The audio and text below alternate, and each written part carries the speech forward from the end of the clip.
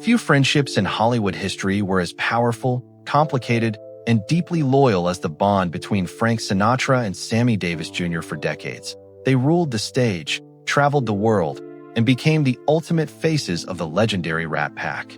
But their final chapter? It was far more emotional than anything the public ever saw.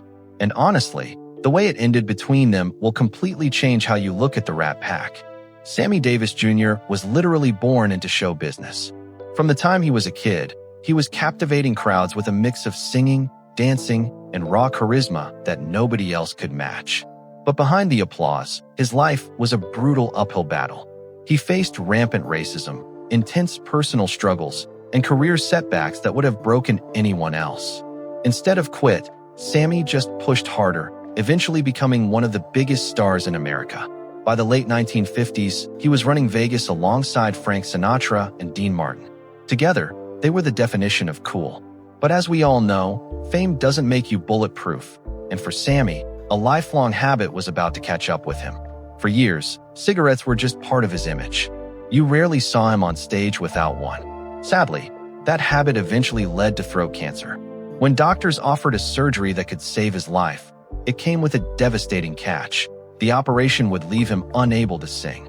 For a man who lived to perform, that choice was impossible.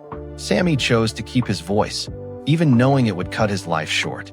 As the cancer spread, things got bad quickly. The treatments completely drained him, and soon, he couldn't even speak without intense pain. The entertainer who used to electrify thousands of people every night was suddenly confined to a quiet hospital room, fighting a battle he couldn't win.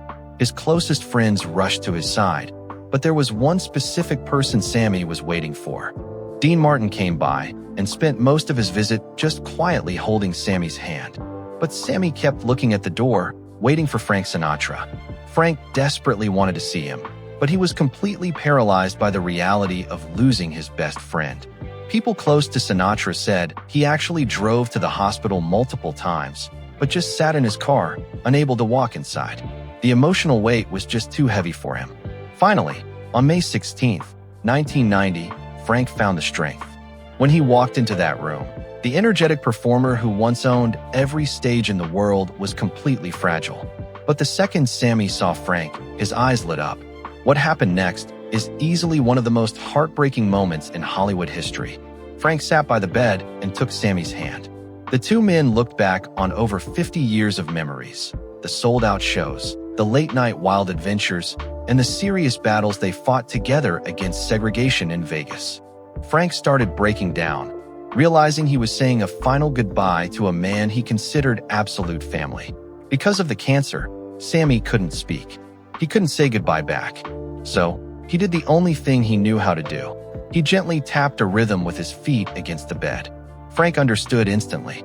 For Sammy, music had always been his real language. Those quiet taps expressed more gratitude, friendship, and love than words ever could.